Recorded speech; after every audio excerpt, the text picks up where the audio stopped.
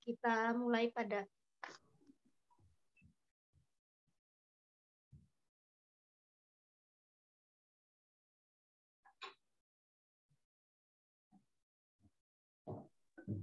Bismillahirrahmanirrahim. Assalamualaikum warahmatullahi wabarakatuh. Waalaikumsalam warahmatullahi wabarakatuh. Alhamdulillahirabbil alamin. Segala puji bagi Allah yang telah memberikan kita kesehatan dan kemudahan di segala urusan sehingga kita dapat tetap beribadah dan juga bertemu di forum hari ini. Sholawat serta salam mari kita sampaikan kepada Rasulullah Muhammad Sallallahu Alaihi Wasallam yang telah memberikan segala pengorbanan agar kita dapat merasakan manisnya iman dan Islam. Yang saya hormati Bapak Muhammad Mahfud Effendi selaku Kepala Prodi Pendidikan Matematika Universitas Muhammadiyah Malang dan Bapak Ibu dosen Prodi Pendidikan Matematika Universitas Muhammadiyah Malang yang telah hadir. Salam semangat untuk teman-teman mahasiswa Prodi Pendidikan Matematika Universitas Muhammadiyah Malang. Salam kenal, saya Indana Zulfa Isnaini. Hari ini akan memandu jalannya kegiatan sebulan Seminar Bulanan Prodi Pendidikan Matematika Universitas Muhammadiyah Malang yang secara berkala dilaksanakan setiap bulan. Pada sebulan kali ini, kita akan membahas salah satu program unggulan Prodi Pendidikan Matematika Universitas Muhammadiyah Malang untuk memfasilitasi teman-teman mahasiswa yang ingin menganggur. Saya ulangi, untuk memfasilitasi teman-teman mahasiswa yang ingin, kata kutip, menganggur di semester 7 atau 8. Teman-teman sudah sempat menyimak terkait KIS, karya ilmiah setara skripsi yang dapat membebaskan teman-teman dari mata kuliah proposal penelitian, seminar proposal, dan juga mata kuliah skripsi. Nah, kali ini kita kedatangan alumni untuk sharing terkait pengalaman mereka mengambil program KIS. Sebelum pemateri menyampaikan pengalamannya terkait karya ilmiah setara skripsi atau KIS, izinkan saya memberitahukan bahwa setiap pemateri memiliki waktu maksimal 25 menit untuk menyampaikan pengalamannya di program KIS. Yang kedua, sesi tanya jawab dilaksanakan setelah kedua pemateri menyampaikan pengalamannya. Pertanyaan ditulis di kolom chat Zoom.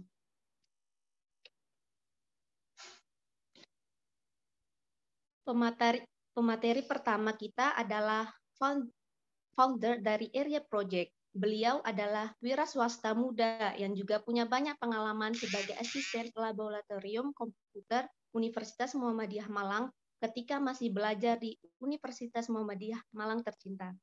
Saya persilakan kepada Kak Rizky untuk menyampaikan sharingnya terkait KIS. Waktu dan tempat kami persilakan. Baik, terima kasih. Assalamualaikum warahmatullahi wabarakatuh. Waalaikumsalam warahmatullahi wabarakatuh. Baik, sebelumnya saya ucapkan terima kasih banyak kepada jurusan Pendidikan Matematika UMM yang telah memberikan saya kesempatan di sini untuk berbagi sedikit ilmu saya yang saya dapatkan selama saya menjalani atau mengerjakan KIS saat itu. Pertama-tama kenalkan dulu, nama saya Rizky Yahya. Saya angkatan 2016 matematika di Universitas Muhammadiyah Malang, yang pada saat itu alhamdulillah saya bisa lulus angkatan kedua KIS, begitu ya istilahnya. Jadi sebenarnya ada satu angkatan 2015, Mbak Yani saat itu, yang menjadi orang pertama yang lulus di KIS, seperti itu. Nah, motivasi saya saat itu, kenapa saya bisa berani mengambil KIS, mungkin yang pertama karena saya mengenal langsung sama Mbak Yani ya saat itu, karena beliau juga asisten laboratorium. Jadi setiap hari saya melihat beliau mengerjakan KIS waktu di lab.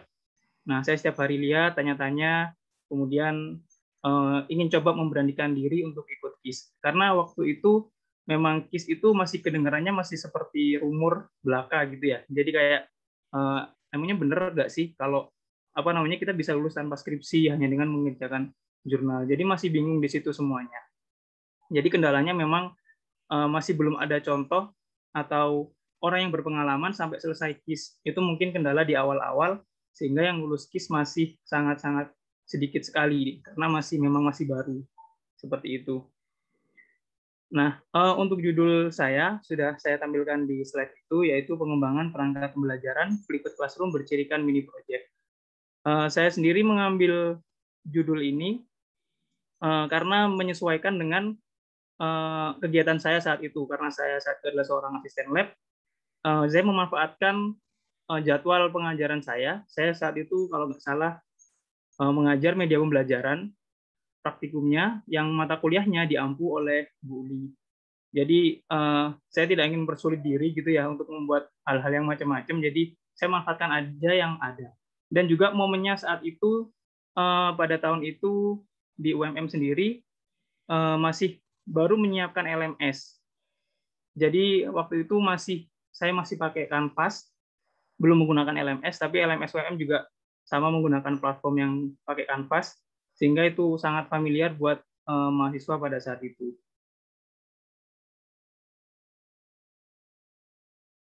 Untuk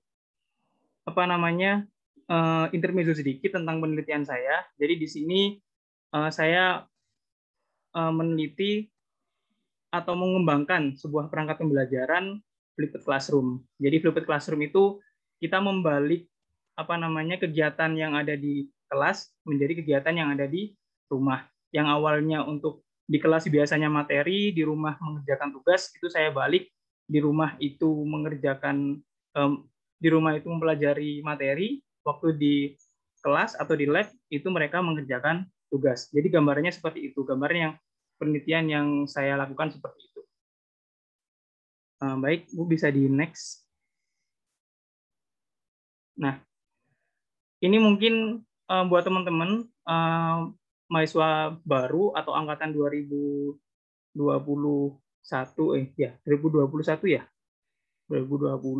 dan 2019 mungkin masih bingung ini harus mulai dari mana, karena mungkin banyak yang belum tahu jurnal. Saya sendiri waktu semester 5 juga belum tahu nih gimana sih cara bikin jurnal kayak gitu. Nah, analoginya seperti ini sih. Misalkan teman-teman ingin membuat sebuah film, misalkan kayak gitu. Nah, teman-teman nih, apa sih film itu? Kemudian teman-teman tahu ini nanti case ini buat apa sih? Case ini nanti teman-teman akan membuat jurnal. Nah, jurnalnya nanti disubmit di jurnal nasional atau internasional, lebih baik bisa ke internasional. Jadi gimana caranya biar teman-teman nanti ada gambaran, teman-teman bisa mulai dari membaca jurnal. Jadi saran saya buat teman-teman yang masih bingung, teman-teman bisa membaca jurnal. Misalkan setiap harinya satu jurnal, satu hari itu kayak one day one jurnal gitu ya. Itu cukup. Sampai berapa? Misalkan 30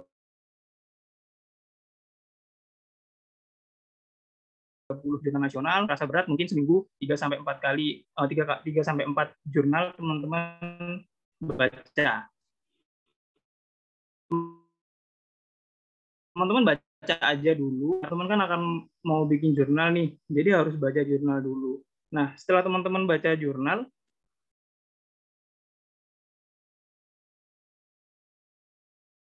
teman-teman nanti cocok nih di salah satu jenis penelitian. Misalkan, aku suka di jenis penelitian yang pengembangan media pembelajaran, misalkan seperti itu.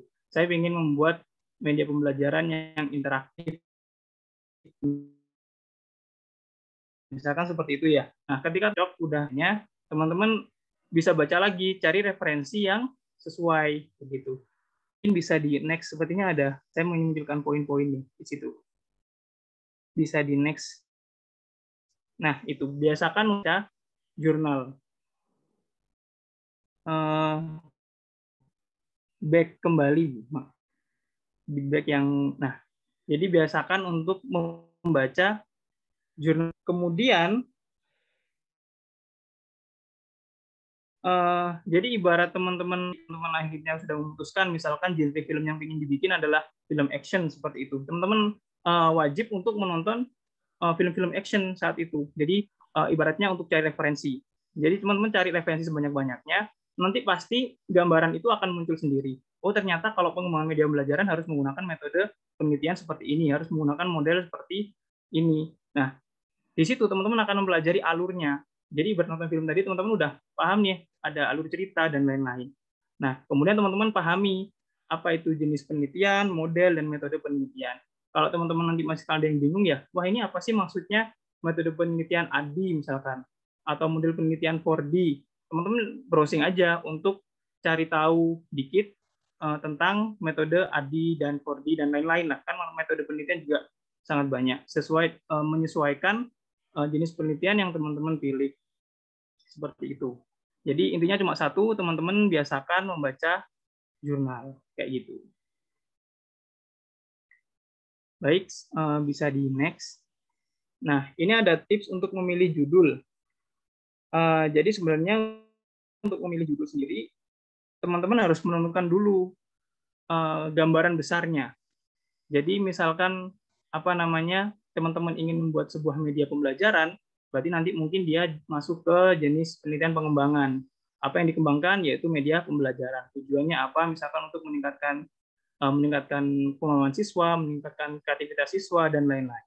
Jadi memang yang terpenting teman-teman harus punya tujuan dulu. Nanti judul akan mengikuti. Karena judul nanti, teman-teman jangan harap judul yang pertama teman-teman usulkan itu pasti akan langsung diterima. Pasti akan melalui banyak proses sehingga dapat judul yang fix gitu. Tapi gambarannya masih seperti harapannya teman-teman, masih sesuai ekspektasinya teman-teman. Kayak gitu. Bisa di next. Nah ini ya, mohon maaf ini kayaknya karena beda PPT-nya jadi agak rancu gitu ya tulisannya. Nah itu yang pertama ada pahami jenis, model, kemudian metode penelitian. Nah setelah itu teman-teman pilih salah satu, kemudian teman-teman baca lagi jurnal yang berkaitan. Jadi setelah teman-teman menentukan salah satu jenis, model, dan metodenya, teman-teman pilih satu, kemudian teman-teman baca jurnal yang berkaitan. Nah, jurnalnya baca di mana itu banyak sekali, bisa di Google Scholar, atau di Mendeley, atau teman-teman langsung ke websitenya jurnal universitas-universitas yang tersedia. Jadi misalkan teman-teman mau buka jurnal pendidikan matematika Universitas Gajah Mada, misalkan kayak gitu. Nanti banyak sekali, kalau bisa teman-teman satu volume itu download aja, teman-teman bisa baca. Jadi masih banyak kok jurnal yang free untuk dibaca dan dijadikan referensi. Nah, baca jurnal ini tidak ada ruginya, karena teman-teman nanti setelah di-download, teman-teman baca, ketika teman-teman nanti sudah menulis, teman-teman nanti bisa mendapatkan referensi dari jurnal-jurnal yang teman baca. Jadi nggak kesulitan cari-cari referensi, karena teman-teman sendiri sudah dapat inspirasi dari jurnal itu. Jadi nggak akan kebingungan untuk cari referensi ini, referensi itu, kan teman-teman sudah pernah baca. Itu pengalaman yang dulu pernah saya lakukan. Saya hampir tidak memiliki kesulitan dalam mencari referensi. Seperti itu. Nah, kemudian ini ada tips untuk memilih dosen pembimbing. Sebenarnya dosen pembimbing sendiri itu berdasarkan pengalaman saya, semua dosen di pendidikan matematika ini sebenarnya welcome dan ramah-ramah, teman-teman. Jadi teman-teman nggak perlu takut untuk memilih dosen pembimbing siapapun. Jadi sebenarnya semuanya ya hampir sama saja. Cuman untuk yang lebih cocoknya, mungkin teman-teman bisa dengan menyesuaikan dosen yang relate dengan penelitiannya teman-teman. Ya, jadi misalkan tadi pengembangan media, mungkin teman-teman bisa ke dosen pengampu mata kuliah media pembelajaran. Di situ mungkin ada Bu Uli dan dosen-dosen yang lain. Misalkan teman-teman ingin membuat desain web, biasanya itu kalau nggak Bu Reni, ada Bu Putri, dan seterusnya. Jadi itu banyak banget. Nah, buat teman-teman maba, gimana caranya? Karena teman-teman maba kan masih belum tahu nih dosen-dosennya ini ngajar apa aja nantinya. Jadi yang pertama, teman-teman nanti setelah teman-teman dapat inspirasi, fix mau pilih yang mana, teman-teman bisa diskusikan sama kakak tingkat, dan tanyakan misalkan dosen yang biasanya ngajar misalkan desain web siapa ya, misalkan mengajar desain grafis siapa, misalkan yang mengajar analisis real itu biasanya siapa. Nah itu nanti bisa dihubungi dan ditanyakan baik-baik. Karena saya rasa nanti ketika ada dosen yang mendapatkan chat dari mahasiswa untuk yang mengusulkan penelitian atau quiz, itu beliau-beliau sudah pasti senang kok, sudah pasti welcome, karena itu memang program dari pendidikan matematika. Jadi teman-teman tidak perlu takut untuk memilih dosen bimbing. Insya Allah nanti pasti bakal dibimbing dengan baik, kayak gitu sih. Oke, bisa di next. Nah, itu ya, ada 2 poinnya, yaitu pilih dosen yang sesuai dengan mata kuliah yang diampu, kemudian mencari informasi dari kakak tingkat. Nah, seperti itu aja. Baik, bisa di next. Nah, ini kenapa harus ikut KIS? Jadi teman-teman, bisa di next lagi, Bu, ada teks itu. Jadi teman-teman cepat atau lambat ya, mau tidak mau, siap tidak siap, mahasiswa itu pasti melaksanakan penelitian, itu sudah pasti, karena sebagai syarat kelulusan. Kalau teman-teman nggak ikut KIS ya nanti otomatis mungkin ke skripsi, sudah pasti. Jadi kalau teman-teman nanti ambil KIS, mungkin teman-teman akan susah di awal, tapi akan senang di belakang. Tapi kalau tidak ambil KIS, di awal belum tentu senang, di belakang sudah pasti susah, kayak gitu ya. Jadi teman-teman hanya tinggal pilih aja nih, teman-teman sama-sama penelitian nih nanti. Tapi teman-teman ditawari program KIS di mana teman-teman nanti nggak perlu menuliskan penelitiannya itu dalam bentuk skripsi yang seperti lembarannya itu banyak banget. Jadi ada sekitar puluhan sampai ratusan lembar karena itu banyak banget, ada lampirannya dan setiap setiap poin-poinnya harus dijelaskan secara detail. Nah, tapi kalau di KIS teman-teman menuliskan jurnal itu biasanya hanya 10 sampai ya belasan lembar. Bahkan mungkin nggak sampai 20. 10 sampai 15 lembar itu sudah cukup. Sedangkan penelitiannya hampir sama dengan penelitian yang dilakukan di skripsi. Tapi penulisannya teman-teman menggunakan format jurnal seperti itu. Nah, kemudian kenapa juga harus ambil KIS? Yang pertama tadi sudah dijelaskan ya. Teman-teman nanti mungkin akan di belakang akan free banget. Jadi ketika teman-teman nanti misalkan selesai di semester 5, teman-teman tinggal menyelesaikan kuliah-kuliah di semester 6 dan semester 7. Jadi teman-teman nanti nggak perlu bingung lagi penelitian, nggak perlu bingung lagi harus mengerjakan skripsi. Jadi waktu yang sebenarnya untuk bisa mengerjakan skripsi, teman-teman bisa spare waktu itu untuk digunakan mencari pengalaman yang lain. Entah itu mengikuti program-program di Kemendikbud, entah itu mengikuti magang di tempat lain, dan yang lainnya. Jadi teman-teman punya waktu yang bisa digunakan untuk meningkatkan kualitas diri. Seperti itu ya. Kalau saya sih seperti itu. Nah, atau teman-teman juga bisa mengikuti kurs-kurs ya, kurs bahasa Inggris buat teman-teman yang mungkin persiapan langsung mengambil jenjang S2 di dalam negeri maupun di luar negeri. Jadi sangat bermanfaat sekali, dan kemudian jelas teman-teman punya pengalaman mengerjakan jurnal, dan nama teman-teman itu sudah ada tuh di Google Scholar nanti. Jadi bisa dipakai untuk mendaftar beasiswa S2 karena teman-teman sudah pernah menerbitkan sebuah jurnal kayak gitu. Baik, next. Nah, ini buat teman-teman yang misalkan gimana kalau saya takut gagal KIS gimana? Justru kalau teman-teman takut gagal KIS, ya teman-teman harus mengikuti KIS. Kenapa? Kalau teman-teman nggak ikut KIS sudah pasti 100% gagal dong.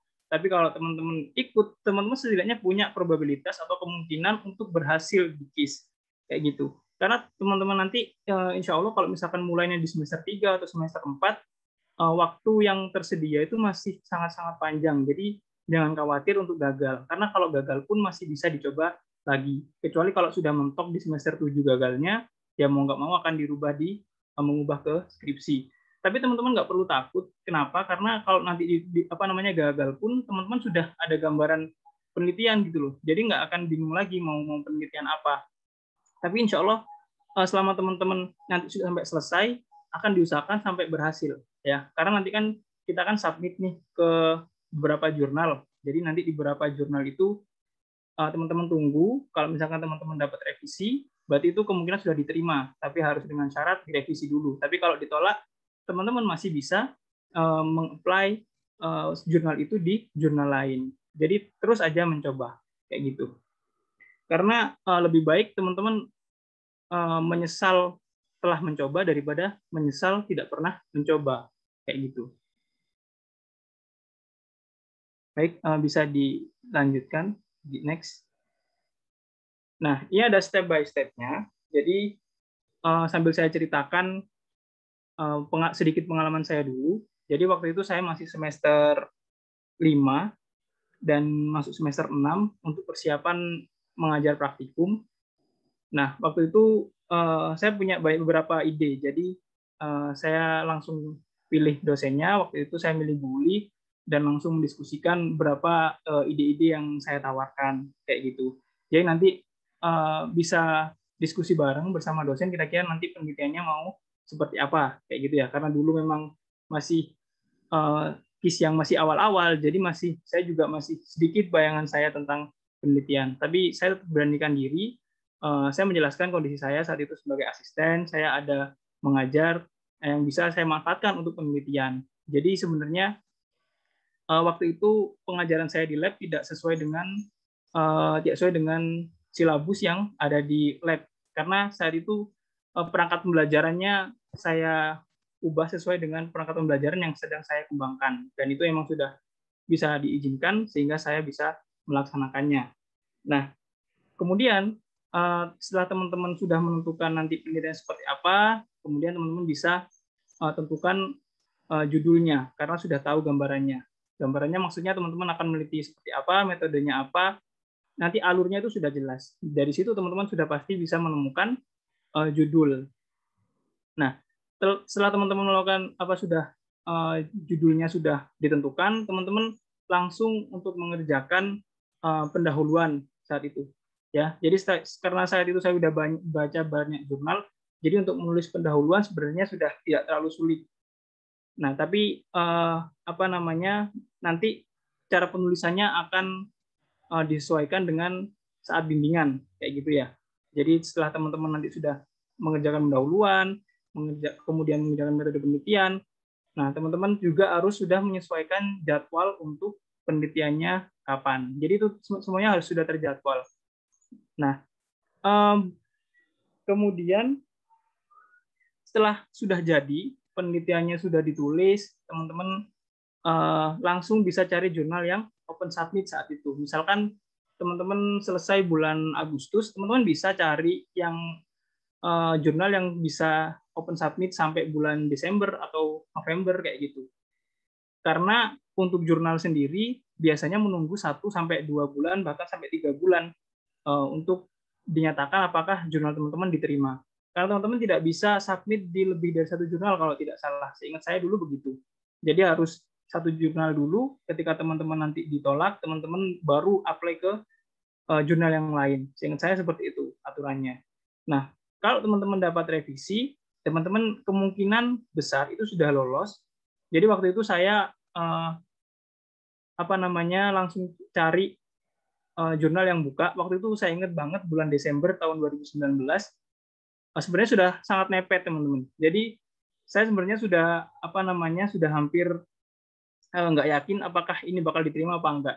Karena saya sendiri pun punya limit atau batas. Sebenarnya di bulan Desember itu sudah wajib punya LOE seharusnya.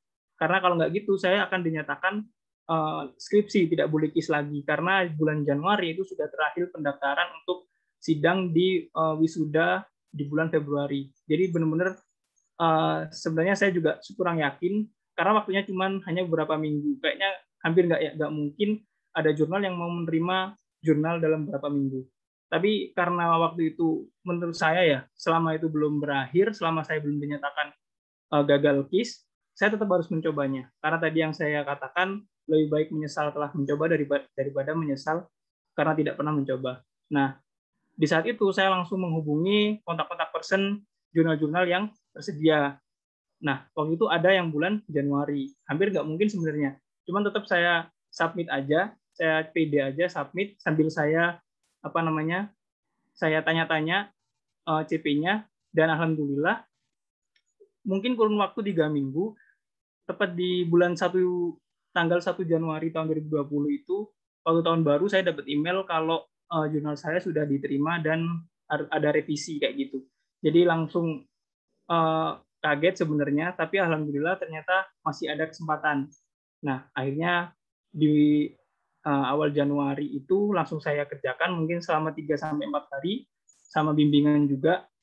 Kemudian langsung saya submit lagi dan alhamdulillah sekitar seminggu kemudian saya sudah mendapatkan kayak LOA gitu ya.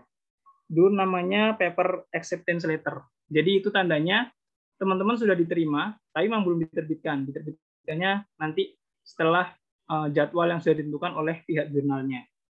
Nah, nanti di situ LOA itu atau paper acceptance letter-nya teman-teman bisa tunjukkan ke jurusan. Nah, di situ teman-teman sudah bisa mengikuti sidang atau mungkin sekarang kalau ada sempro ya, berarti teman-teman sudah bisa sempro kayak gitu.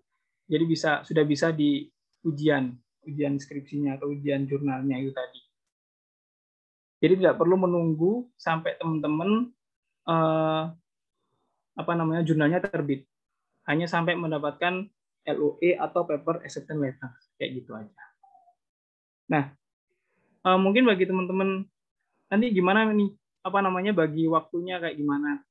Apakah bisa selesai tepat waktu? Itu takutnya gimana? Kemudian nanti banyak kendala, pusing dan lain kayak dikejar-kejar deadline. Nah, teman-teman ini tipsnya, sebenarnya tipsnya mungkin tidak bisa berlaku ke semua orang, tapi ini yang dulu saya lakukan. Jadi memang untuk penelitian pertama pasti banyak yang bingung dan mungkin ada yang stres atau gimana ya. Tapi sebenarnya itu bisa diatur dengan time management. Jadi waktu itu saya memang sudah jadwalkan, jadi misalkan dalam seminggu, saya itu akan fokus dalam KIS selama 4 hari. Misalkan Senin sampai Kamis, saya akan fokus untuk mengerjakan KIS saya menyicil dan mengerjakan. Tapi di hari selain itu, saya benar-benar nggak memikirkan sedikit pun tentang KIS itu. Jadi benar-benar biarkan otak saya itu refreshing, ya. Jadi biar nggak bingung, nanti waktu jadwalnya saya mengerjakan lagi, saya benar-benar fokus untuk mengerjakan.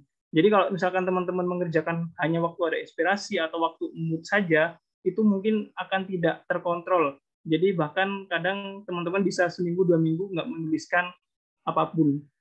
Jadi teman-teman jadwalkan kapan teman-teman bisa spare waktu untuk fokus mengerjakan KIS dan pasang jadwal target-targetnya. Misalkan bulan ini teman-teman harus sudah menyelesaikan pendahuluan, bulan ini sudah selesai metode penelitian dan seterusnya kayak gitu. Oke, sepertinya udah itu aja mungkin. Nanti mungkin kalau misalkan ada pertanyaan bisa dilanjutkan di sesi tanya jawab. Baik, saya kembalikan lagi ke moderator.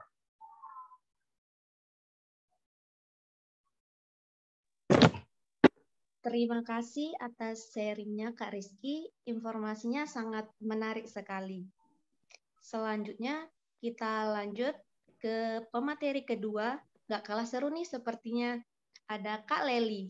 Beliau saat ini adalah mahasiswa Magister Prodi Pendidikan Matematika di Universitas Muhammadiyah Malang.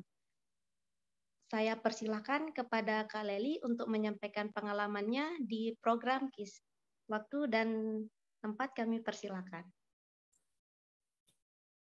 Baik, terima kasih kepada moderator. Assalamualaikum warahmatullahi wabarakatuh.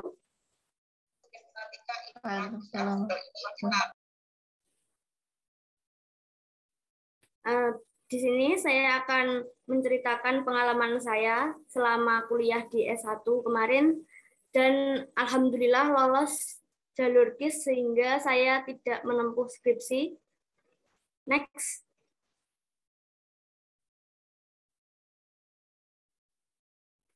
Perkenalkan, nama saya Leli Nurhamawati, saya asli Kabupaten Bojonegoro.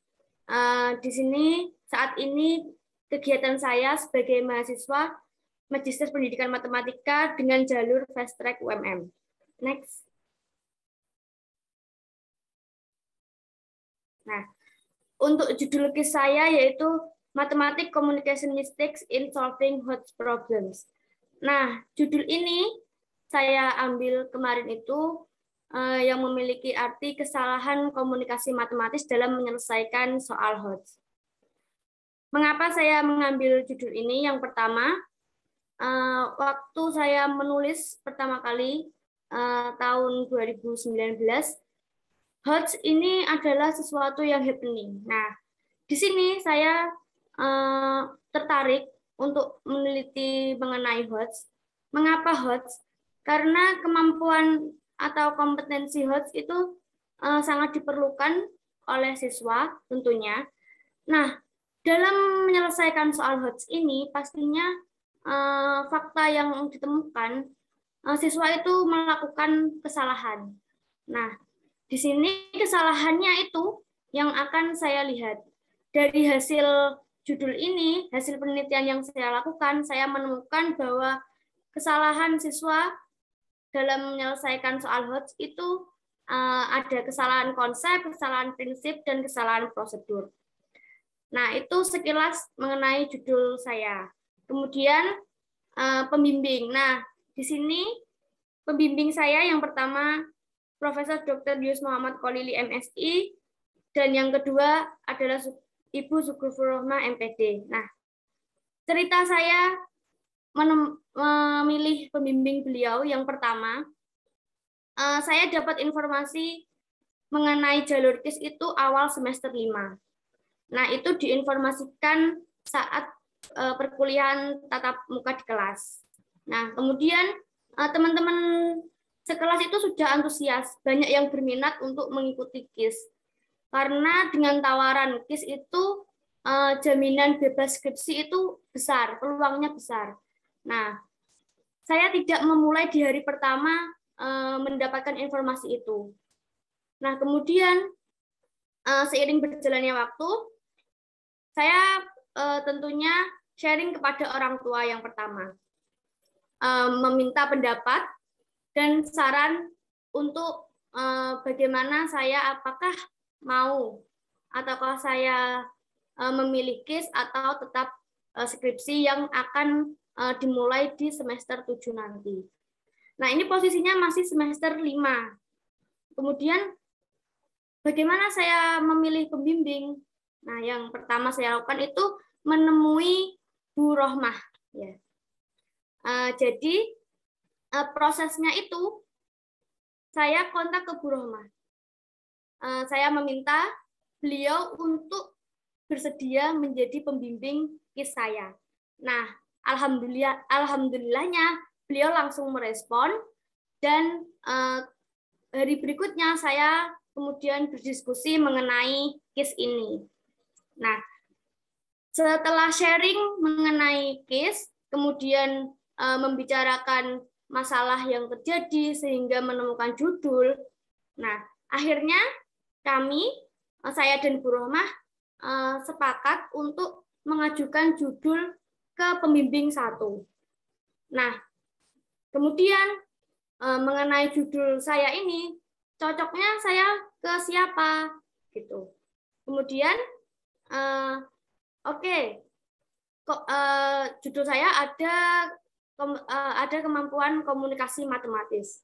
Saya cari dosen yang di bidang komunikasi matematis. Nah, menemukan Prof. Yus. Kemudian saya menghubungi Prof. Yus.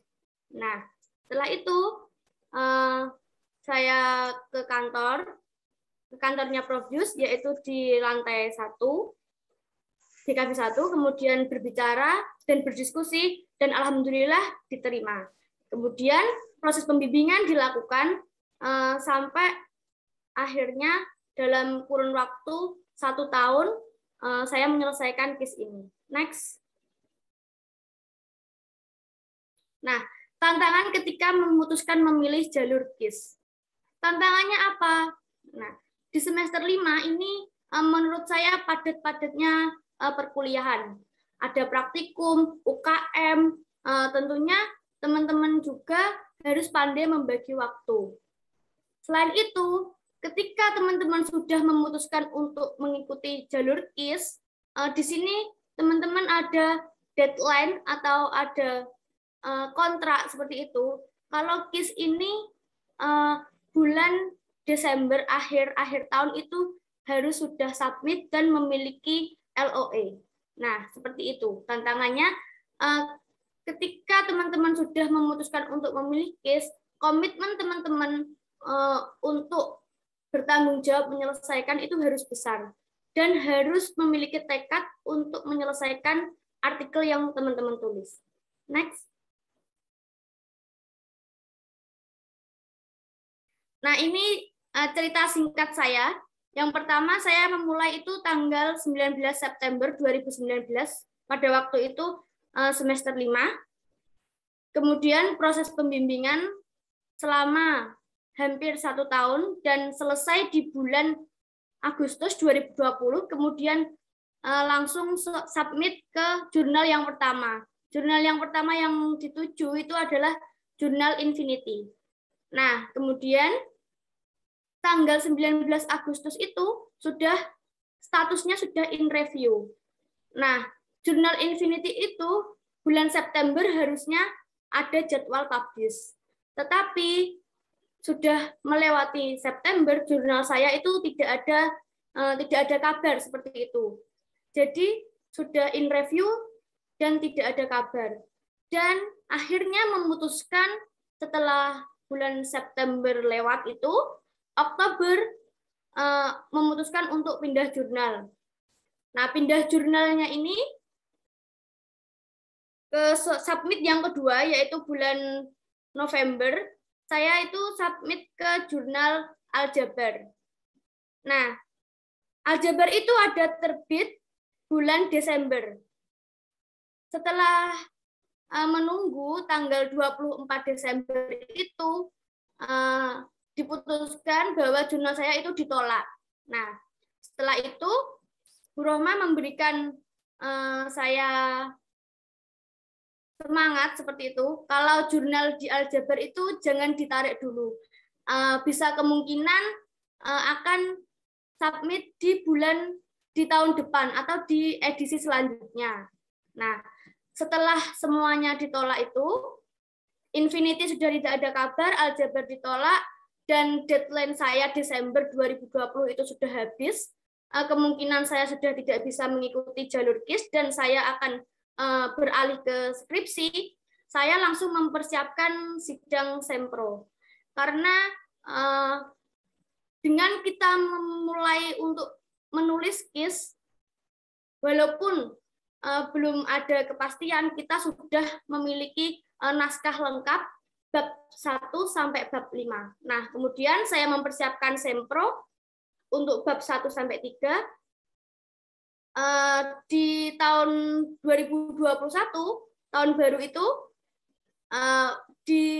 bersamaan dengan saya mempersiapkan sempro, untuk sempro itu saya kurang cek plagiasi. Nah, cek plagiasi itu ada waktunya. Dulu itu menunggu, kalau tidak salah 3 hari. Nah, bersamaan dengan saya kirim cek plagiasi ke Prodi, ada email balasan revisi dari jurnal Infinity. Nah, dari sini saya sudah memiliki harapan kalau saya tidak jadi mengikuti sempro. Nah, selanjutnya saya menghubungi ke Pak Mahfud untuk mengkonfirmasi bahwa jurnal saya sudah diterima. Tetapi deadline saya Desember 2020 itu kan sudah habis. Nah, apakah boleh saya melanjutkan sidang atau saya tetap melakukan sempro? Kemudian Pak Mahfud menjawab,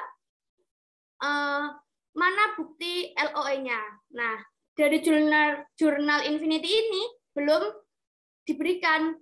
Kemudian Bu Rohmah membantu untuk menghubungi jurnalnya dan meminta LOE-nya. Nah, alhamdulillah langsung direspon dan saya mendapatkan LOE-nya sebelum cek plagiasi saya itu keluar. Jadi saya tidak melakukan seminar proposal, langsung saya mengurus ke sidang skripsi. Nah, setelah melakukan revisi, tanggal 11 itu dinyatakan diterima, dan tanggal 21 Januari 2021 saya melakukan sidang skripsi. Next.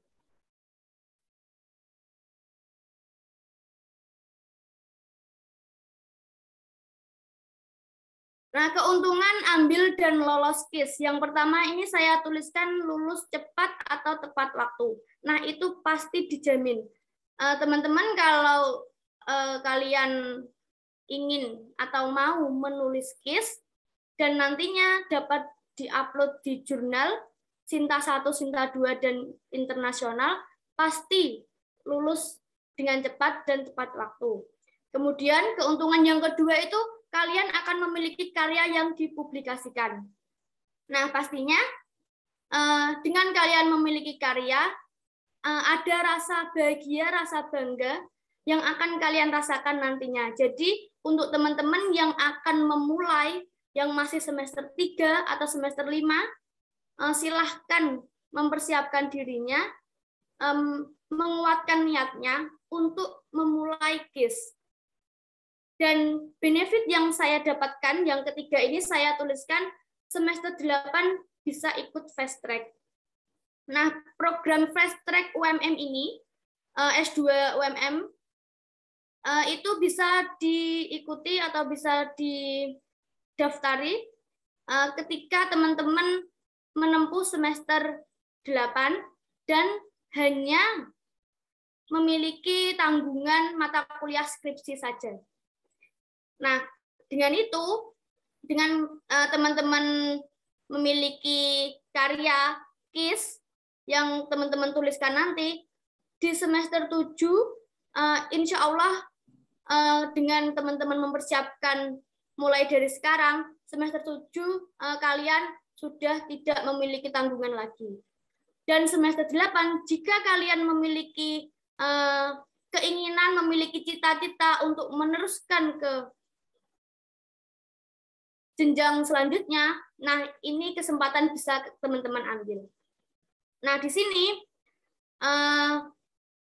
setelah saya semester 7 selesai, semester 8 saya tinggal skripsi. Walaupun saya tidak bisa mengikuti wisuda periode 2, akhirnya saya wisuda periode 3 kemarin hari Selasa, karena kesalahan saya mengambil mata kuliah KKN di semester 8. Kalau ini saran saya, kalau teman-teman bisa mengambil mata kuliah yang lain di semester sebelum 8, usahakan diambil. Di semester 8, usahakan hanya skripsi. Jadi, jika ingin mengikuti fast track, nanti akan dimudahkan. Nah, seperti itu. Next. Sekian dari saya. Apabila ada pertanyaan dari teman-teman, saya silahkan. Terima kasih, saya kembalikan ke moderator.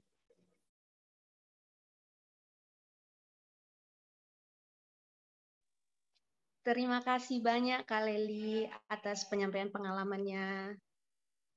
Seru sekali bukan teman-teman? Banyak pelajaran yang bisa diambil dari kedua pemateri hari ini, karena belajar tidak hanya dari buku, tapi juga dari pengalaman orang lain. Oke teman-teman, kita masuk sesi tanya-jawab. Kalau teman-teman ingin bertanya, silakan tulis pertanyaannya di kolom chat Zoom ya.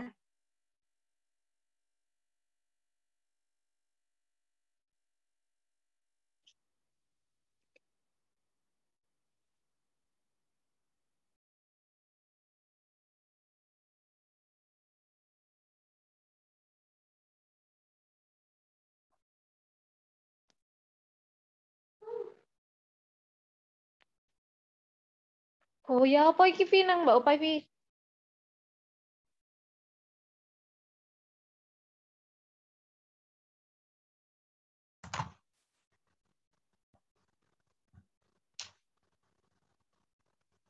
Oke. Moderator boleh bertanya langsung mungkin? Baik, Bu. Oke, terima kasih, teman-teman. Saya izin bertanya kepada Kak Leli atau enggak Kak Rizky. Untuk biaya publikasi artikel di jurnal itu apa berbayar atau tidak? Gimana, Kak?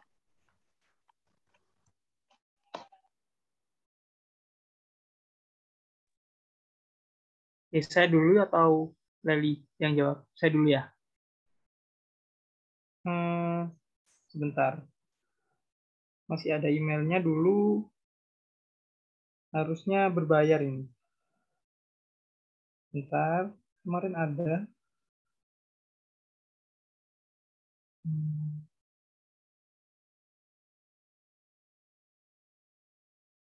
Nah, jadi nanti ketika sudah diterima, teman-teman selain mendapatkan email tentang LOE, juga mendapatkan email tentang invoice. Jadi saat itu ada biaya jelasnya, karena apa namanya, seperti artikel proceeding charge, kemudian print jurnal, dan lain-lain itu ditanggung oleh kita sendiri, kayak gitu. Kalau nggak salah, oh ya ini ada jumlahnya dulu sekitar 450 ribuan, kayak gitu. Jadi memang ada biaya yang dibayar untuk publikasinya, seperti itu sih. Mungkin bisa dilanjut ke Mbak Leli ya. Iya. Iya, benar. Untuk jurnal setelah diterima itu ada biayanya. Nah, pengalaman saya itu kemarin ke Sinta 2, jurnal Infinity itu sebesar 1 juta rupiah. Tapi untuk teman-teman di sini, saya menyarankan jangan memikirkan biaya itu terlebih dahulu. Tapi siapkan tulisan teman-teman sebaik mungkin untuk dapat diterima di Sinta 1 atau Sinta 2 itu supaya nanti ada kemudahan di pembiayaannya. Nah, untuk saya yang kemarin itu corresponding autornya itu kan ke dosen pembimbing. Nah, jadi alhamdulillah dari saya tidak mengeluarkan biaya dan dibiayai oleh dosen, seperti itu. Dari saya seperti itu. Terima kasih. Terima kasih Kak Leli, Kak Rizky atas jawabannya. Oke, moderator boleh bertanya. Saya maksudnya. Oke, terima kasih. Jadi moderatornya juga punya pertanyaan ternyata. Mungkin untuk Leli ya, untuk fast track ini berarti kan ketika Leli semester 8 bersamaan di semester 1 S2 ya? Betul ya, berarti sekarang posisinya semester 2. Sekarang posisinya semester 2. Oke, tapi nanti nggak nambah 1 semester lagi gitu kan? Kayak maksudnya tetap 4 semester gitu ya? Nggak ngikutin. Oke, jadi lulusnya tetap setengah semester lebih awal daripada yang reguler S2 ya berarti ya? Oke. Teman-teman, jika ada pertanyaan silahkan atau mau langsung ditanyakan boleh gitu ya. Jangan-jangan sudah mikir judul kisnya sendiri-sendiri nih kayaknya lagi hening. Bu Roma bisa nambahin, Bu Roma? Boleh Pak Mahfud silahkan. Ya, mulai tadi saya menyimak. Terima kasih Mas Rizky sama Mbak Leli sudah membantu untuk mencerahkan ini ya. Saya bersyukur ada 2 orang ini yang membantu. Direktur sebulan. Terima kasih Bu Roma.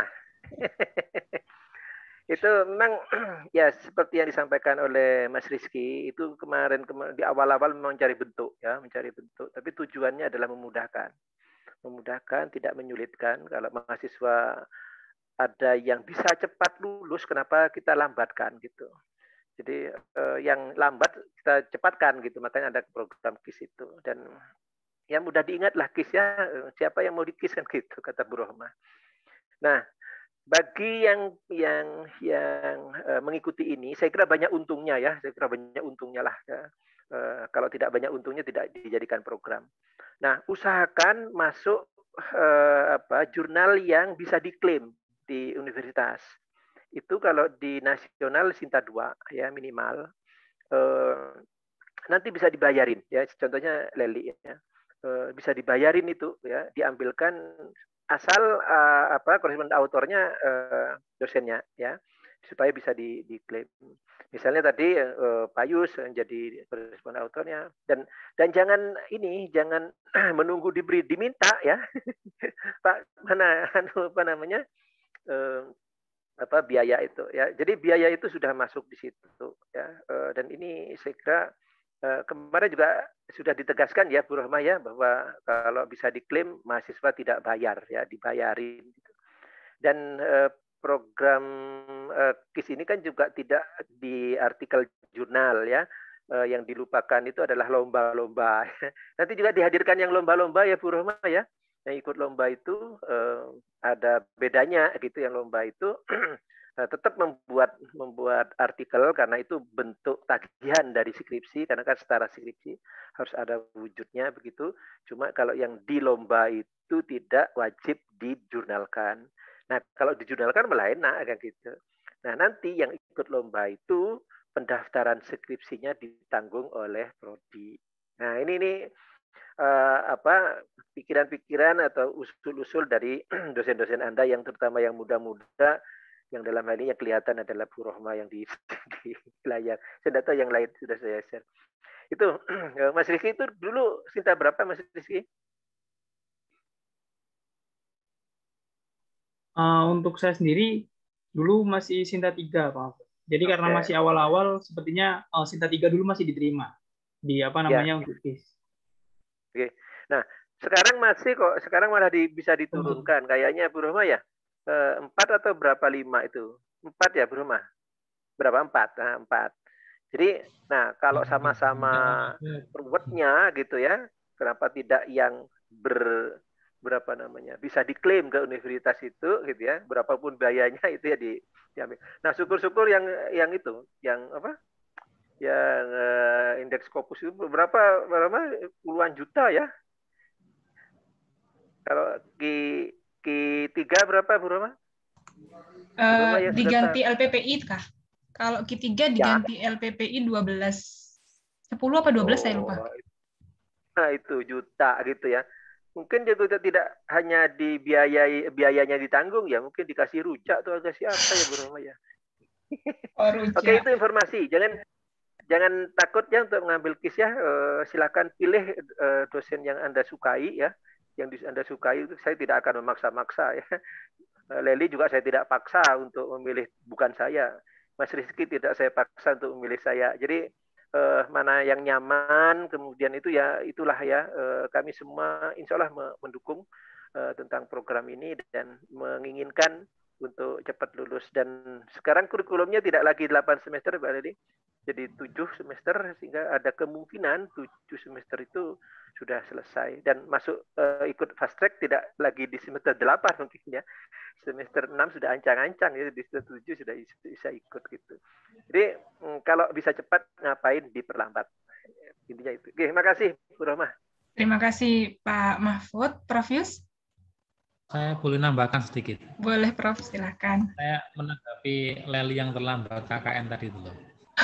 Bisa dengan saya yang terlambat gitu ceritanya itu loh. Iya Pak. Ya, saya malah nggak tahu, saya baru dengar ya ini itu ya. Padahal saya ngurusi sekarang namanya PMM ya. Jadi ngurusi PMM, saya informasikan bagi seluruh mahasiswa di matematika ya. Jadi PMM sekarang itu nggak ada batasan semester. Anda semester 1 boleh PMM. Ya, sekarang PMM sudah nggak ada batasan seperti dulu lagi dan tidak ada pemberangkatan yang kolosal, yang mudah-mudah klasikal, naik bis apa nggak ada. Anda punya program yang bisa diabdikan, silakan. Ya, silakan Anda bisa akan dihargai dengan PMM, tapi terdaftar di DWPM. Anda mengikuti program pengabdian dosen juga sama, langsung daftarkan dengan ke program PMM. Nanti Anda akan dihargai dengan PMM Mitra Dosen. Jadi untuk kasus-kasus yang seperti Mbak Leli tadi itu, tolong jangan terjadi lagi. Ya, itu saya nggak tahu itu. Saya jujur aja, saya baru mendengar kali ini ya. Bimbingan saya sendiri ternyata loh, kok PMM terlambat. Itu Pak, kemarin itu tidak terlambat. Saya semester 7 itu sudah selesai PMM. Udah. Terus? Yang saya terlambat. Jadi kan saya ambilnya di semester 8. Harusnya kan bisa di Memprogramnya. semester Memprogramnya ya, Leli. programnya. Kalau PMM-nya aman, Pak. Udah. Nilainya belum keluar, jadi belum bisa daftar sidang. Iya, ya pastilah. Itu kan kamu belum menyediakan ruangannya untuk masukkan nilaimu, dimasukkan di mana. Ya, jadi kamu kalau program itu kan ibaratnya kamu membentuk kamar-kamarnya dulu ya, kotak-kotaknya dulu. Nah, kamu sudah punya nilai dan kamu belum memprogram, berarti nggak bisa dimasukkan nilainya. By system, ya itu by system karena sistem kita juga akan ngeling ke Jakarta, ya. Jadi ke Dikti di Jakarta sehingga itu dari terlambat. Nah, tolong ini pelajaran bagus dari Mbak Leli supaya yang lain jangan sampai terlambat ya, mengklik, memprogram itu menjadi sesuatu yang sangat penting. Saya setuju Itu dengan Pak Yus. Pak Yus. Gimana? Itu, halo Pak Yus. Halo, ya. Itu karena Leli itu masih 8 semester. Iya, Leli ya. Kurikulumnya masih 8 semester. Kalau sekarang kan sudah 7 semester, Pak Yus. Sudah Oke, dikurangi. jadi nggak ada masalah. Bagus tadi pesannya Mbak Leli tadi pada semua adik-adik tingkatnya ini ya. Jadi jangan mikir uang lah. Uang itu biar dipikir Pak Mahfud sama Bu Rohma aja. Ya, insya Allah pokoknya semakin tinggi Anda mencapai itu ya pasti akan semakin mudah kita mencarikan dananya dulu. Meskipun dosen harus nalangi dulu. Nggak apa-apa, nanti kita bisa mengklaim atau mereimburse ya ke universitas. Insya Allah lebih gampang. Dan juga yang disampaikan oleh Mbak Leli tadi itu, kalau kita punya publikasi, ya itu nanti kita punya monumen di langit sana ya. Di catatan manusia aja ada, apalagi di catatan malaikat lebih ada, tapi tebal lagi catatannya itu. Ya, nah ini insya Allah akan bermanfaat bagi mahasiswa, bermanfaat bagi lembaga, bermanfaat bagi dosen, insya Allah bermanfaat semuanya. Nah, ke depan seperti itu. Bahkan jalur seperti ini pun di S2 juga masih berlaku seperti Mbak Leli ya. Ya, bimbingan saya kayaknya nanti temanmu kan ada yang lolos lagi tuh, satu gitu ya. Yang kemarin dengan saya itu ya, yang sudah beres insya Allah itu ya, yang saya dengan Bu Okta kalau salah itu, dengan Pak Mahfud ya. Masa saya dilupakan yang ingat sama Bu Okta terus. Masa dengan Bu Okta lupa dengan Pak Mahfud, wajar lah itu. Iya, Siti Nur Hasanah Pak. Ya, nah ini harus jawab toh. Hasanah itu nanti bisa diklaim kan dia tujuannya itu nanti. Ya. Pak Mahfud nggak tahu itu kalau namanya masuk juga. Iya. Ya. Kadang-kadang saya sering nggak tahu Pak Bu Okta. Ya, jadi gimana, Awad? Gimana? Oke, sudah, Pak Yu sudah. Mumpung ini. Oke, jadi intinya pada semuanya, tolong jangan mikir pendanaan. Insya Allah lah, dosen pasti sudah memikirkan bagaimana pendanaan. Justru yang repot kayak Mas Rizky tadi itu. Kalau sintetika saya jujur aja, saya kadang menghabiskan juga dana itu ya kadang-kadang ya saat nonton mahasiswa punya duit enggak Pak, saya kemarin pikir kalau saya nggak punya duit Pak ya kayak saya bayar di 500 saya tapi nek orang wong wolu kan ya lumayan kuwi. Tapi ya piye meneh arek sambat. Nah, saya kalau misalkan punya dana lebih dari Bu Rohman, dari Bu Putri ya tak pakai bayari yang seperti itu. Seperti itu saya biasanya. Oke, Pak Mahfud, makasih. Lanjut, Pak Mahfud. Saya menyimak. Oke, makasih Pak Yus. Ini ajang pemberitahuan program. Ini yang 2001 banyak ya, Bu Roma?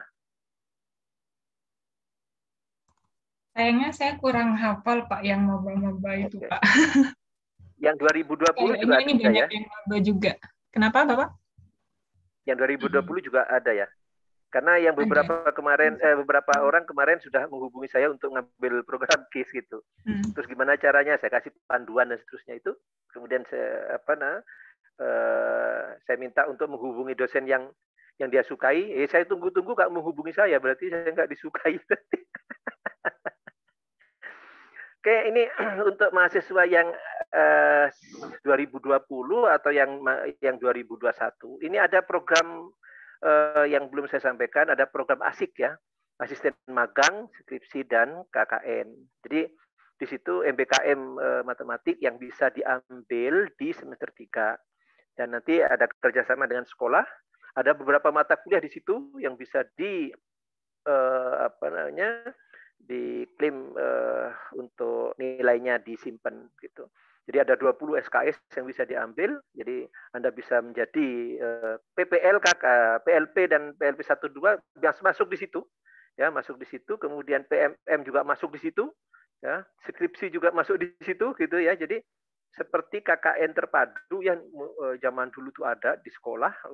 Jadi Anda bisa membantu guru ya, terutama yang mata kuliah yang teknologi ya. Mungkin aplikasi-aplikasi Android, kemudian desain web, desain grafis, dan seterusnya itu karena di mata kuliah kita ada, itu bisa Anda menjadi asisten di sekolah itu. Dan bisa jika bisa dengan yang kerjasama dengan D1. Jadi di satu sekolah-sekolah D1 yang kerjasama dengan matematik itu ada sekitar 11-an ya, seluruh Jawa Timur, dan di situ sekali dayung gitu ya, bukan hanya 2-3 pulau terlampaui, tetapi sekali dayung tidak ada pulau yang tidak dilampaui. Itu program matematik yang bisa dipakai ya untuk mahasiswa lebih cepat lagi gitu, mungkin lebih cepat dari Mas Rizky ya, lebih cepat dari Mbak Leli, dan nanti program fast track-nya juga tetap bisa jalan, sehingga kalau itu bisa dipakai itu Mbak Leli itu bisa S2, S1, S2 4,5 selesai itu ya, dan mempercepat untuk ke KUA juga kalau cepat lulus. Saya kira itu. Jadi nanti kalau mau tanya-tanya tentang program ASIK, ya silahkan ke saya atau ke Pak Adi gitu ya, atau ke calon nanti berikutnya ke yang menjadi calon. Saya kira itu yang bisa saya sampaikan, karena ini perlu disampaikan dalam waktu ini sangat tepat untuk saya sampaikan. Terima kasih Bu Roma. Terima kasih banyak Pak Mahfud tambahannya. Mungkin saya kembalikan ke Zulfa ya, sudah ada beberapa pertanyaan di kolom chat, bisa diminta pemateri untuk menjawab bergantian saja begitu, karena waktunya juga sudah jam 10:05. Monggo saya kembalikan ke Zulfa, silakan Zulfa. Terima kasih Bu. Saya akan membacakan pertanyaan dari teman-teman. Pertanyaan pertama, ini ada dari Hasma Salsabila Anggraini. Izin bertanya, semisal ingin mengikuti KIS, apakah harus menunggu semester 5 terlebih dahulu atau langsung bisa menulis dari sekarang? Gimana itu Kak Rizky maupun Kak Leli? Oke, baik. Untuk ini ya, pertanyaan dari Hasma Salsabila, sebenarnya untuk penulisnya sendiri, sesuai dengan yang dikatakan oleh Pak Mahfud, juga program KIS ini bisa langsung dilaksanakan di semester berapapun harusnya. Hanya saja kalau misalkan teman-teman masih semester 1 dan 2, secara realistis aja teman-teman masih belum tahu. Jadi manfaatkan waktu itu untuk teman-teman memahami apa yang teman-teman ingin tulis. Jadi kalau misalkan memang teman-teman selama 1 semester itu sudah paham, ya di semester 2 sudah bisa mulai menulis. Kayak gitu. Kalau misalkan teman-teman masih butuh sedikit waktu lagi, mungkin di semester pertama, semester 1 sama 2 itu teman-teman gunakan waktu untuk mencari riset permasalahan-permasalahan yang teman-teman ingin tuliskan atau ingin teman-teman ajukan kayak gitu. Jadi mungkin di semester 3 idealnya itu sudah bisa mulai start seperti itu. Kalau semester 1 atau 2 start, saya rasa masih sulit ya, karena teman-teman juga masih baru lulus SMA, tiba-tiba disuruh buat jurnal kayak gitu. Jadi mungkin lebih idealnya teman-teman pahami dulu, riset sebanyak-banyak mungkin, nanti insya Allah judul itu akan muncul-muncul sendiri. Permasalahan itu akan muncul-muncul sendiri setelah teman-teman memahami dan membaca banyak-banyak jurnal tadi. Kayak gitu sih untuk dari saya.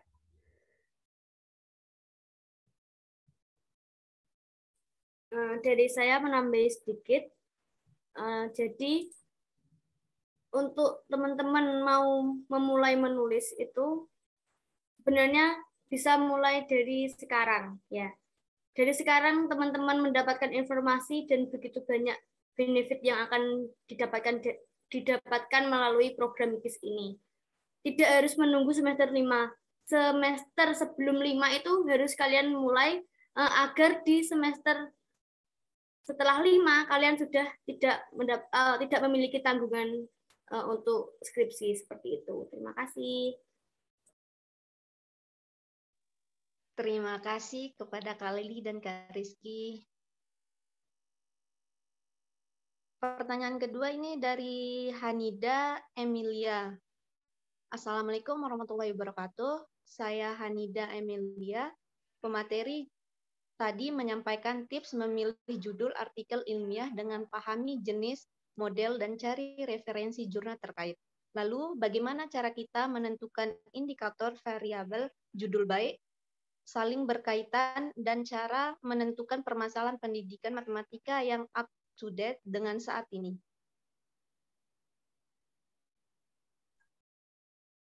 Ya, baik, langsung saya jawab aja ya. Jadi sebenarnya untuk tips memilih judul sendiri itu tidak harus sesuai dengan tips dari saya. Itu hanya yang pernah atau pengalaman yang saya lakukan dahulu. Karena saya sendiri waktu itu memang dihitungnya mungkin agak telat ya, tapi memang ya programnya emang munculnya waktu saat itu. Jadi karena teman-teman sekarang sudah tahu sejak awal, harusnya mungkin bisa lebih memahami lagi tentang TIS ini. Nah, untuk sebenarnya tips memilih judul dulu itu, karena saya bingung mau mulai dari mana ya, karena saya ingin membuat jurnal, ya saya harus baca jurnal sebanyak-banyaknya, kayak gitu tadi. Jadi kalau teman-teman punya tips yang lain ya silahkan, tapi boleh ditiru kalau misalkan teman-teman masih bingung. Ya, jadi karena saya masih bingung, nggak cuma jurnal sih. Saat itu saya juga baca skripsi, jadi saya bisa menghabiskan waktu 2-5 jam di perpustakaan itu di Digilib itu untuk membaca skripsi-skripsi orang-orang terdahulu kayak gitu. Nah, kalau misalkan bagaimana cara menentukan indikator variabel judul yang baik, saling berkaitan, dan cara menentukan itu mungkin dengan membaca tadi, teman-teman nanti akan tahu nih mana sih yang sering dibahas kayak gitu. Kalau cara menentukan permasalahan pendidikan matematika yang up to date untuk saat ini, sebenarnya dengan kondisi yang pandemi saat ini itu pasti teman-teman banyak sekali permasalahan yang bisa dibahas yang up to date. Nah, teman-teman baca jurnalnya atau penelitiannya itu yang 5 tahun terakhir gitu biar tetap up to date. Jangan kalau bisa hindari yang 10 tahun ke belakang. Itu bisa buat referensi. Cuman untuk cari inspirasi mungkin yang di jurnal-jurnal yang 5 tahun terakhir kayak gitu ya. Nah, kalau lebih lanjut yang indikator variabel judul yang baik, yang saling berkaitan, mungkin itu sebenarnya bisa lebih didiskusikan kalau teman-teman sudah bimbingan kayak gitu ya. Jadi saya nggak bisa menjelaskan lebih rinci untuk masalah menentukan indikator variabel judul yang baik, saling berkaitan, dan yang lainnya. Itu sebenarnya menyesuaikan dengan kondisi yang ada saat itu. Ya, jadi memang kuncinya ya teman-teman peka untuk melihat permasalahan yang sedang terjadi saat ini. Misalkan saat ini kan karena pandemi, jadi pembelajaran online yang saat ini sangat banyak sekali kendalanya, teman-teman bisa cari solusinya di situ. Sebenarnya di situ udah banyak. Teman-teman nggak usah bingung, waduh judul apa ya, mau bahas apa ya, emang ada masalah nggak sih di pendidikan? Sebenarnya ya kalau teman-teman peka itu benar-benar banyak hal yang bisa kita teliti. Ya, jadi di pandemi ini banyak sekali hal-hal yang bisa kita dekati, bisa kita tanya-tanya. Jadi teman-teman bisa aja menghubungi guru atau siswa-siswa atau adiknya yang punya adik, mungkin apa sih problemnya sekarang kamu belajar kayak gitu. Karena saya sendiri juga lihat adik saya dulu waktu online ya tetap jelas banyak gak pahamnya. Nah, teman-teman tanyain aja itu gak pahamnya di mana dan lain-lain. Terus mereka itu pengennya gimana biar pembelajarannya efektif dan baik. Kayak gitu aja sih menurutnya dari saya. Saya kembalikan ke moderator. Terima kasih Kak Rizky. Satu pertanyaan lagi dari Karina Pratiwi. Assalamualaikum warahmatullahi wabarakatuh. Dalam proses submitting jurnal kan ada masa waiting assessment yang lumayan lama waktunya. Untuk pemateri, adakah saran referensi jurnal yang fast respon agar tidak terlalu lama digantung oleh pihak jurnalnya? Terima kasih. Gimana itu, Kak? Saya dulu atau Leli? Saya dulu aja ya. Nanti dilanjutkan Leli ya. Nah, kalau dari pengalaman saya ya, karena saya memang belum benar-benar mepet, jadi saya mau nggak mau terus up terus kontak personnya.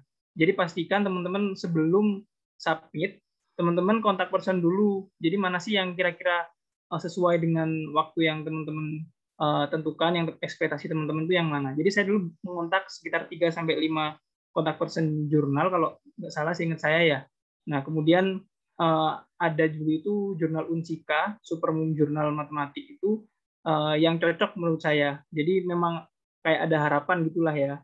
Jadi benar-benar setelah teman-teman submit, langsung dicat terus kira-kira kapan bisa sudah direview atau sudah bisa revisi dan lain-lain. Itu bisa teman-teman laksanakan. Tapi masalahnya di sini karena teman-teman itu sudah tahu lebih awal, harusnya ini nggak jadi permasalahan yang besar karena teman-teman bisa siapkan lebih awal dan punya waktu yang lebih panjang. Jadi kalaupun nanti teman-teman ditolak, teman-teman bisa nyari lagi kayak Mbak Leli tadi. Tapi kalau saya dulu itu udah satu kali kesempatan dan kalau gagal ya sudah kayak gitu ya. Karena memang sudah mepet banget waktunya. Dan alhamdulillah satu kali percobaan dulu bisa dapat. Tapi ya dengan catatan memang itu tadi harus mengontak kontak personnya dan menanyakan detail kayak gitu. Saya tanya dan katanya apakah masih bisa submit? Katanya masih bisa gitu. Katanya masih ada slot.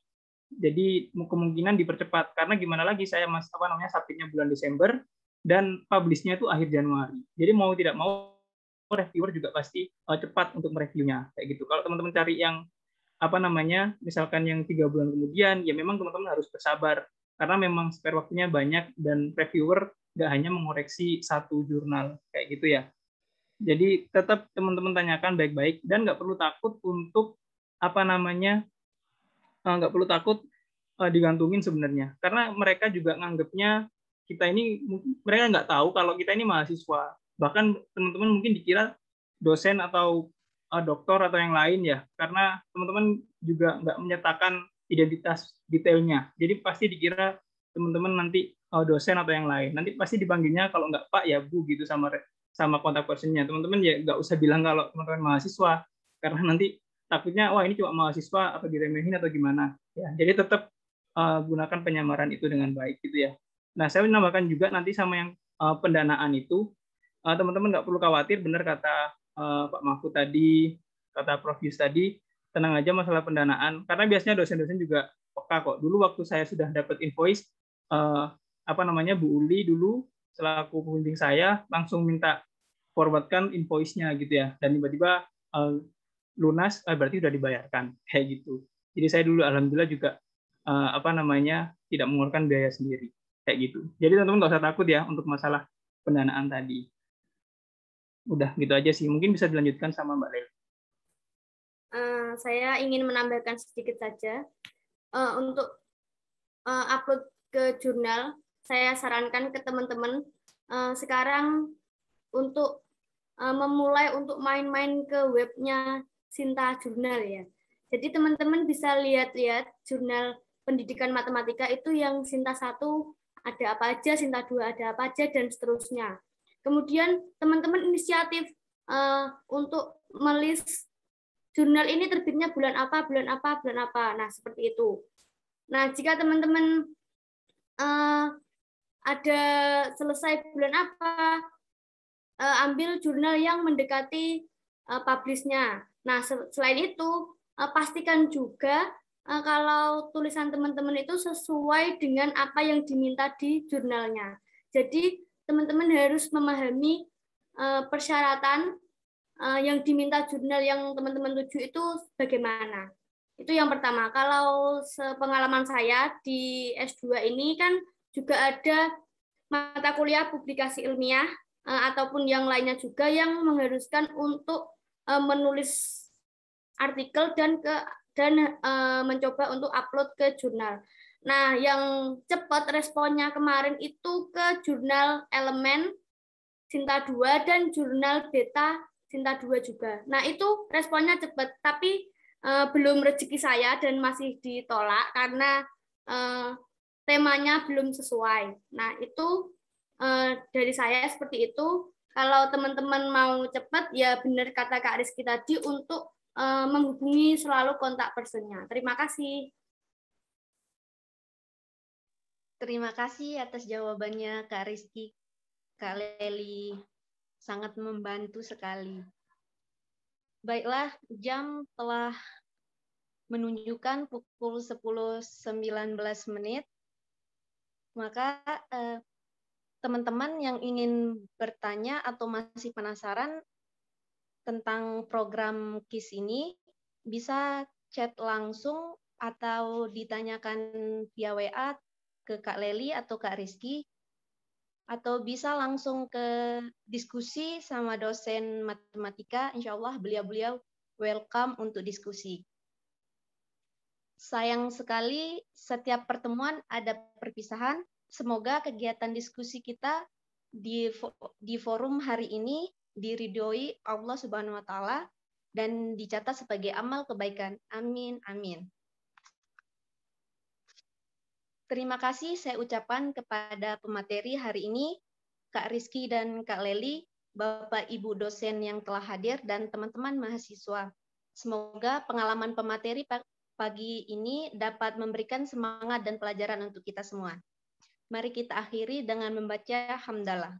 Alhamdulillahirabbil alamin. Sampai jumpa di sebulan edisi selanjutnya. Wassalamualaikum warahmatullahi wabarakatuh. Waalaikumsalam warahmatullahi wabarakatuh. Terima kasih. Terima kasih Kak Leli, Kak Rizky, dan Zulfa untuk kehadiran dan waktu yang diluangkan ya. Teman-teman mahasiswa bisa ambil langkah pertama dulu gitu ya. Jadi tentu saja Kak Leli dan Kak Rizky juga ngambilnya di langkah pertama ya. Mengambil tema penelitian, kemudian berdiskusi dengan dosen yang sekiranya bisa diajak diskusi teman-teman gitu ya. Jadi jangan dipikir yang submit dulu karena langkah pertamanya belum diambil. Tapi ini sudah gambaran bagus dari Kak Leli dan Kak Rizky, kira-kira rantai perjalanannya nanti seperti apa gitu. Sekali lagi saya ucapkan terima kasih banyak untuk pemateri kita pada pagi hari ini. Alhamdulillah insya Allah informasinya sangat bermanfaat juga, pengalamannya juga bisa jadi pengalaman yang berharga untuk adik-adik kita gitu ya. Dan semoga selalu dimudahkan oleh Allah urusannya, Kak Leli supaya cepat selesai kuliahnya dan bisa melanjutkan kegiatan atau rencananya yang lain. Kak Yahya juga semoga usahanya diberikan kemudahan dan juga kalau ada kayaknya ada rencana untuk S2 ya, ambil beasiswa ya, semoga juga dimudahkan Kak Yahya. Indah juga, terima kasih banyak sudah menjadi moderator hari ini, bagus sekali. Kita akhiri ya teman-teman untuk pertemuan kita sebulan pagi ini. Sampai jumpa kembali. Saya tutup ya forumnya. Sudah disalam sama Zulfa tadi. Saya salam juga wis. Assalamualaikum warahmatullahi wabarakatuh. Terima kasih Bu Roma. Terima kasih juga Leli, Yahya, Zulfa, dan teman-teman.